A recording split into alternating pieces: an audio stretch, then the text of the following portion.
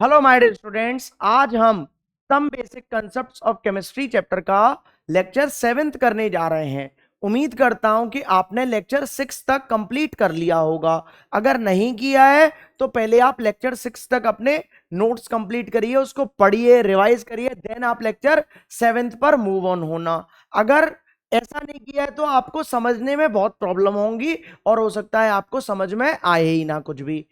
अगर आप इस तरीके से करते हो तो आपकी some basic concept of chemistry chapter में बेटर अंडरस्टैंडिंग बनेगी, आपको बहुत क्लैरिटी में चैप्टर समझ में आएगा। तो आप ध्यान से इधर देखिए कि लेक्चर 7th में हमारी सबसे पहली हेडिंग आती है इस जगह मोलेलिटी। क्या आ रही है?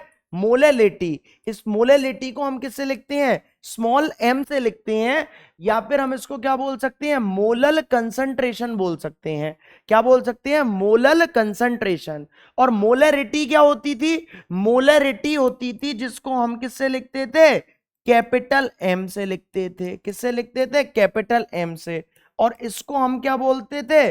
Molar concentration. क्या बोलते थे? Molar concentration. इसको क्या बोलते हैं? मोलल। और ये क्या होता है? मोलर। और ये क्या होता था? ये क्या होता है? मोलैलिटी। और ये क्या होता था? मोलरिटी। इसको किससे लिखते हैं? स्मॉल एम से। और इसको किससे लिखते हैं? कैपिटल एम से लिखते हैं। बात समझ में आ रही है कि नहीं आ रही?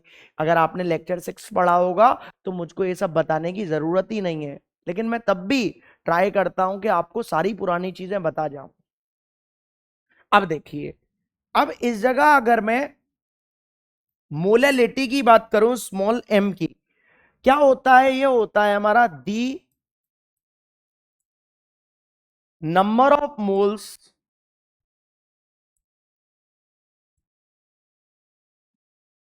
Of solute dissolved in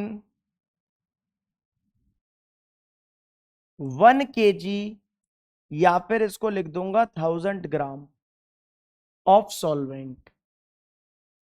1 kg of solvent is called molality. क्या बोलते हैं उसको? मोलैलिटी बोलते हैं। उस जगह क्या होता था? 1 लीटर ऑफ सॉल्यूशन होता था। देखिए नोट्स को, 1 लीटर ऑफ सॉल्यूशन होता था। इस जगह क्या होता है? 1 kg ऑफ सॉल्वेंट होता है। क्या होता है? सॉल्वेंट। अब आपको सॉल्यूट में और सॉल्वेंट में फर्क मालूम होगा जितना मैं समझता हूं। सॉल्यूट और सॉल्वेंट क्या होता है ये मैंने आपको बताया है। मूल कंसेप्ट का पहला लेक्चर जो था, मूल कंसेप्ट का बोल रहा हूं, अब वो देख लेना कौन सा था, तीसरा था कि चौथा था। उसमें मैंने आपको बताया है कि सॉल्यूट और सॉल्वेंट क्या होते हैं। अगर एक ग्लास पानी में मैं चीनी घोलता हूं तो ये बताओ, चीनी ज्यादा लूंगा कि पानी ज्यादा लूंगा? पानी ज्यादा लूंगा। तो जो चीज ज्यादा होती है वो क्या होता है? सॉल्वेंट। और जो चीज कम होती है वो क्या होता है? सॉल्यूट होता है। क्या होता है? सॉल्यूट। अब बिल्कुल ध्यान से आप इधर देखिए कि मैं बात किसकी कर रहा हूं? मोलैलिटी की बात कर रहा हूं। तो मोलैलिटी हमारी होती है कि number of moles of solute, number of moles of solute dissolve in mass of solvent. और किस में होना चाहिए? मास ऑफ सॉल्वेंट केजी में होना चाहिए। किस में होना चाहिए? केजी में। उस जगह क्या था? वॉल्यूम ऑफ सॉल्यूशन था, वो किस में होता था? लीटर में होता था। किस में? मोलैरिटी में। किस में होता था? मोलैरिटी में। अब ध्यान से आप इधर देखिए कि अब अगर इस जगह में मोलैलिटी को किससे लिखते हैं? स्मॉल एम से। नंबर ऑफ मोल्स को किससे लिखते हैं? एन से। और मास को किससे लिखती हैं? डब्ल्यू से। लेकिन इस जगह देखो कि इस जगह हमारा क्या है? इस जगह हमारा एक सॉल्यूट है और एक सॉल्वेंट है। याद रखना, इस पूरे चैप्टर में मैं ए को क्या मानूंगा? सॉल्वेंट मानूंगा। और बी को क्या मानूंगा? सॉल्यूट मानूंगा। क्या मानूंगा? सॉल्यूट। हो सकता है आपके स्कूल्स में कि सॉल्वेंट को 1 मान लिया हो और सॉल्यूट को 2 मान लिया हो, इस तरीके से भी लिख सकते हो आप। अब देखिए, अब ऊपर क्या है? Number of moles of solute. Solute को क्या माना है? बी, तो ये क्या बोलेगा? N B. और मास ऑफ सॉल्वेंट, सॉल्वेंट को क्या माना है? ए, तो ये डब्ल्यू ए हो लेगा। और किस में होना चाहिए? केजी में होना चाहिए। किस में होना चाहिए? केजी में। लेकिन आपको पता है कि बट नंबर ऑफ मोल्स क्या होता है? W upon M number of moles का फॉर्मूला होता है। किसके हैं? सॉल्यूट के, इसलिए ये भी B, ये WB और ये MB। तो इसको जब मैं इसमें पुट करूंगा तो किस तरीके से पुट कर दूंगा इसको इसमें कि M इक्वल टू, अब NB की वैल्यू पुट करूंगा तो क्या बोलेगा? WB upon MB into WA, और ये किस में है? केजी में है। किस में है? केजी में है। बोलिए इतनी बात समझ में आ रही है कि नहीं आ रही है? उम्मीद करता हूं कि समझ में आ रहा होगा। अब देखिए इस जगह अगर मैं आपको बताऊं कि if WA is in grams, अगर WA किस में हो लिया? ग्राम्स में हो लिया, तो 1000 का इधर डिवाइड करूंगा और वो 1000 उठकर कहां पहुंच जाएगा? ऊपर पहुंच जाएगा। तो किस तरीके से हो लेगा ये हमारा कि M equal to WB upon MB into WA, ये ग्राम्स में, और अपॉन में क्या हो लिया? 1000, तो वो ऊपर पहुंच गया है। बोलिए इतनी बात समझ में आ रही है कि नहीं आ रही? उम्मीद करता हूं कि समझ में आपको आ रहा होगा इतना। बोलिए क्लियर है कि नहीं है? बोलिए, उम्मीद करता हूं कि क्लियर होगा। इधर देखिए आगे एक जगह मैं इसको इसकी एक और बताऊं, इसकी यूनिट क्या होती है, पहले इसकी यूनिट और देख लो। अब ऊपर क्या था मेरा? नंबर ऑफ मोल्स, और नीचे क्या था? मास। तो नंबर ऑफ मोल्स को किस में लिखते हैं? मोल्स, और मास को केजी में। तो इसकी यूनिट क्या हो लेगी? मोल्स पर केजी हो लेगी, या फिर स्मॉल m लिख सकता हूं। क्या लिख सकता हूं? स्मॉल m लिख सकता हूं। बोलिए क्लियर है कि नहीं है? उम्मीद करता हूं कि क्लियर होगा। इधर देखिए नेक्स्ट, नेक्स्ट है हमारा स्टार। वेरी इंपॉर्टेंट है, इस पर लिख लेना फिक्स। आपके टर्म 1 में ये जरूर आएगा, याद रखना। हो सकता है पीटी वगैरह में पूछा भी गया हो। इधर देखिए क्या है, molality is better unit of concentration than molarity. जो मोलैलिटी होती है बेटर यूनिट होती है एज कंपेयर टू किससे? मोलैरिटी से। Because molality does not change with temperature, whereas molarity changes with temperature. Because volume changes with temperature, क्योंकि volume होता है टेम्परेचर के हिसाब से चेंज होते रहता है, और जबकि मोलैलिटी वो चेंज नहीं होती है टेम्परेचर से। एक और देखिए स्टार, ये भी मोस्ट इंपॉर्टेंट है। Molarity decreases with increase in temperature. जो मोलैरिटी है वो डिक्रीज होती है, कम होती है, जैसे जैसे मैं क्या करता हूं? टेम्परेचर को क्या करता हूं? बढ़ाता हूं। Because volume of solution is directly proportional to the temperature. तो volume of solution directly proportional किसके होता है? टेम्परेचर के होता है। नहीं आ रही बात समझ में? क्लियर है कि नहीं है? इधर देखो, वॉल्यूम मैंने बोला है डायरेक्टली प्रोपोर्शनल है टेम्परेचर के। मतलब टेम्परेचर बढ़ाऊंगा वॉल्यूम बढ़ेगा, या वॉल्यूम बढ़ाऊंगा तो टेम्परेचर बढ़ेगा, ये घटाऊंगा तो ये भी घटेगा, ये घटाऊंगा तो ये भी घटेगा। और मोलैरिटी क्या होता है? मोलैरिटी इनवर्सली प्रोपोर्शनल होता है किसके? वॉल्यूम के। भाई मैंने यही तो आपको फॉर्मूला बोला था कि molarity equal to N upon V, तो यही इनवर्सली प्रोपोर्शनल है। अब मैंने क्या बोला? मोलैरिटी डिक्रीज होगी कब? टेम्परेचर बढ़ाने पर। तो टेम्परेचर बढ़ेगा तो वॉल्यूम बढ़ेगा, और वॉल्यूम बढ़ेगा तो मोलैरिटी क्या होगी? कम होगी। क्या होगी? मोलैरिटी कम होगी। नहीं आ रही बात समझ में? क्लियर है कि नहीं है? बोलिए, उम्मीद करता हूं कि समझ में आ रहा होगा। इधर देखिए नेक्स्ट हमारा आता है numerical. Most important, very important numericals ही हैं जो आने चाहिए आपको। मोलैरिटी की डेफिनेशन पूछ ली जाती है, मोलैलिटी की पूछ ली जाती है, मोल फ्रैक्शन की पूछ ली जाती है, लेकिन हाईली प्रोबेबिलिटी है कि न्यूमेरिकल ज्यादा आए। क्योंकि देखो डेफिनेशंस तो आपकी पीटी वगैरह में थोड़ी बहुत आ गई होंगी, तो आप डेफिनेशन पूछकर करेंगे भी क्या? हमारा टारगेट तो न्यूमेरिकल है ना, तो न्यूमेरिकल ज्यादा सीखो। इस जगह अब आप ध्यान से देखो क्या बोला है कि a solution of glucose in water is labelled as 10% W upon W, या 10% बाय मास बोल दूं। The density of solution is 1 gram per ml। Solution की डेंसिटी कितनी दे दी है? 1 ग्राम पर ml दे दी है, और वो क्या निकलवा रहा है? मोलैरिटी, सॉरी पहले मोलैलिटी, फिर मोलैलिटी, और फिर mole fraction of each component, मतलब ग्लूकोज का भी और किसका, पानी का भी। अब 10% W/W, इसका मतलब क्या हो रहा है, सबसे पहले आपको इसका मतलब आना चाहिए। मैं आपको स्टार्टिंग के मूल कंसेप्ट से ही इसके मतलब पर बहुत ज्यादा फोकस्ड कर रहा हूं कि 10% W/W ऑफ ग्लूकोज दे रखा है। ग्लूकोज का डायरेक्ट फॉर्मूला लिख रहा हूं, C6H12O6।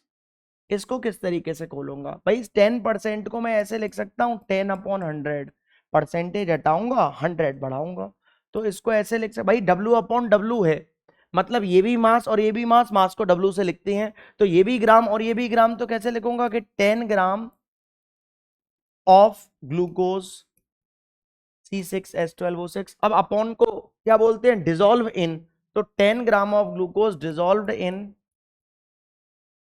100 gram of solution. इसमें होगा 100 ग्राम ऑफ सॉल्यूशन में डिसॉल्व होगा, मतलब 10 ग्राम मेरा क्या है, ग्लूकोज। तो मास ऑफ ग्लूकोज क्या है, मास ऑफ ग्लूकोज तो मेरा 10 ग्राम है, और ग्लूकोज को किस में घोल रहे हैं, पानी में। तो मास ऑफ वाटर कितना होगा, मास ऑफ वाटर होगा कि 100 में से 10 माइनस कर दूं तो 90 ग्राम क्या होगा, पानी होगा। अब ये बताओ इसमें कम कौन सा दिख रहा है, आप ये बताओ, कम ग्लूकोज है और ज्यादा क्या है, पानी है। तो जो कम होता है वो क्या होता है, सॉल्यूट होता है, और जो ज्यादा होता है वो क्या होता है, सॉल्वेंट होता है।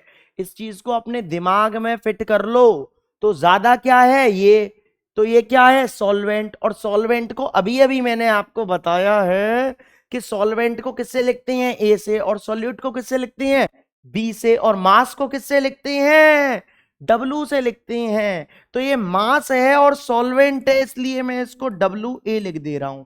ये मास है और सॉल्यूट है, इसको इसलिए मैं WB से लिख दे रहा हूं। बात समझ में आ रही है कि नहीं आ रही, आपको सिर्फ ध्यान से देखना है, नोट नहीं करना। अभी इतनी जल्दी मत बचाओ नोट करने की, टाइम दूंगा। इधर देखिए अब ध्यान से, ये हो लिया। अब मुझे क्या निकालना है भाई, मोलैलिटी निकालना है। सर ये बताओ मोलैलिटी का फॉर्मूला, अरे मोलैलिटी का फॉर्मूला नहीं याद करना होता, मोलैलिटी की बस आपको डेफिनेशन याद करनी है कि मोलैलिटी क्या होती है। अब ध्यान से इधर देखो कि मोलैलिटी होती है, बिल्कुल ध्यान से देखना, मोलैलिटी होती है number of moles of solute dissolve in mass of solvent. शर्त है कि ये केजी में होना चाहिए, किस में होना चाहिए, केजी में। पहले चलो आप इसको नोट करो यार, नोट करो जल्दी से इसको,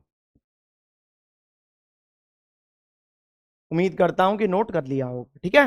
इधर देखिए नेक्स्ट, अब देखिए molality, number of moles mass of solvent. तो सबसे पहले मैं नंबर ऑफ मोल्स का टारगेट रख रहा हूं, मैं फॉर्मूला नहीं लिखूंगा। अब मैं सबसे पहले न्यूमरेटर को निकालूंगा, फिर डिनोमिनेटर, फिर दोनों को डिवाइड कर कर मेरा आंसर आ जाएगा। अब ध्यान से आप बिल्कुल इधर देखो कि सबसे पहले मेरा टारगेट है इस जगह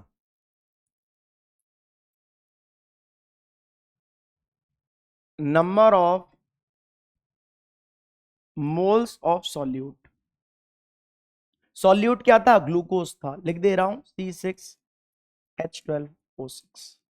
नंबर ऑफ मोल्स का फॉर्मूला N=W/M होता है। अब W क्या है, मास, तो ग्लूकोज का मास कितना है, 10 ग्राम है, कितना है, 10 ग्राम ग्लूकोज का मास है। और ग्लूकोज का मोलर मास आपको पता होना चाहिए कितना होता है, 180 ग्राम होना चाहिए। तो इससे ये गया तो कितना बचा, 1/18 बचा, कितना बचा, 1/18। और 1/18 को अगर मैं डिवाइड करूंगा तो 1/18 को डिवाइड कर कर मेरा हो रहा है 0.055। ये मेरे क्या आए हैं, मोल्स आए हैं, क्या आए हैं, मोल्स, किसके, ग्लूकोज के। और मास ऑफ सॉल्वेंट टारगेट है मेरा क्या है, मास ऑफ सॉल्वेंट, जो कि क्या है, पानी है। तो पानी का मास कितना है भाई, ग्लूकोज 10 था, पूरा सॉल्यूशन 100 था, तो पानी कितना है, 90 है, कितना है 90, सॉल्वेंट यही है WA। तो ये कितना हो लेगा 90 ग्राम हो लेगा, कितना हो लेगा ये 90 ग्राम। बोलिए क्लियर है कि नहीं है। उम्मीद करता हूं कि इतना समझ में आ रहा होगा। ठीक है, अब मेरे पास ये भी है ये भी है, तो डिवाइड कर कर क्यों नहीं आएगा आंसर, इधर ध्यान से देखो। तो मोलैलिटी अगर मैं निकालूंगा, ये कितना है 0.055, और ये कितना है सॉल्वेंट का 90, लेकिन ये ग्राम में है और हमको केजी में चाहिए होता है। ग्राम में जब होता है तो हम क्या करते हैं, डिवाइड करते हैं इधर 1000 का, और वो 1000 कहाँ पहुंच जाता है, ऊपर पहुंच जाता है।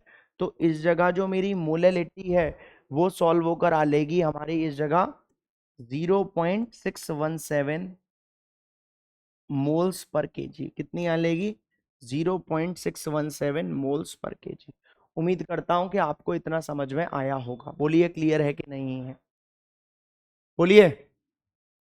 नोट कर लो इसको, कर लिया होगा वैसे तो, और इसको भी नोट कर लो। अब दूसरा पार्ट वो हमसे क्या बोल रहा है, क्या निकालना है, मोलैरिटी निकालनी है। क्या निकालनी है, मोलैरिटी निकालनी है।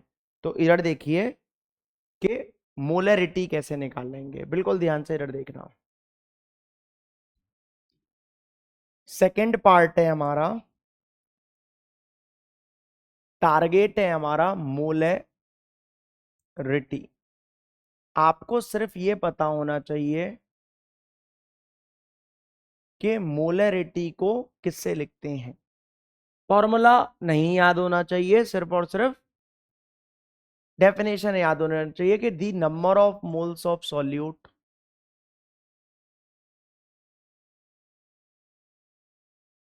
डिजोल्व इन, अपॉन को डिजोल्व इन बोलते हैं, वॉल्यूम ऑफ सॉल्यूशन, और किस में होना चाहिए वो वॉल्यूम, लीटर में होना चाहिए।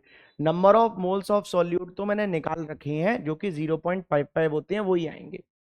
अब मेरे को वॉल्यूम पता होना चाहिए, किसका वॉल्यूम बोल रहा है, सॉल्यूशन का।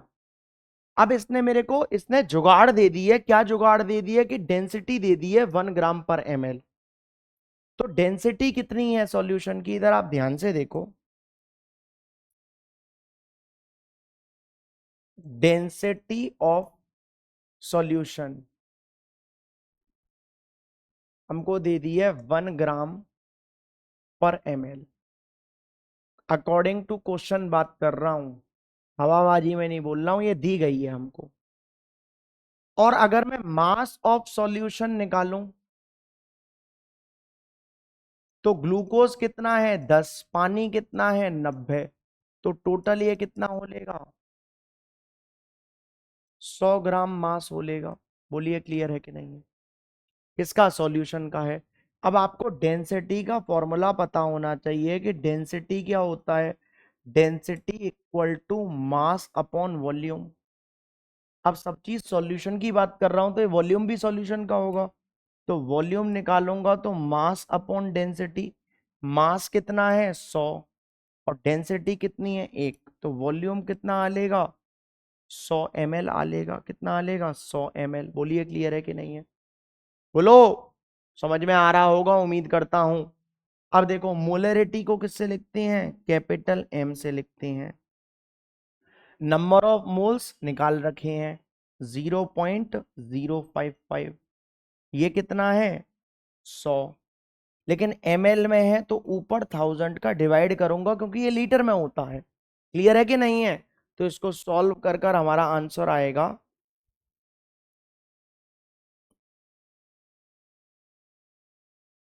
0.55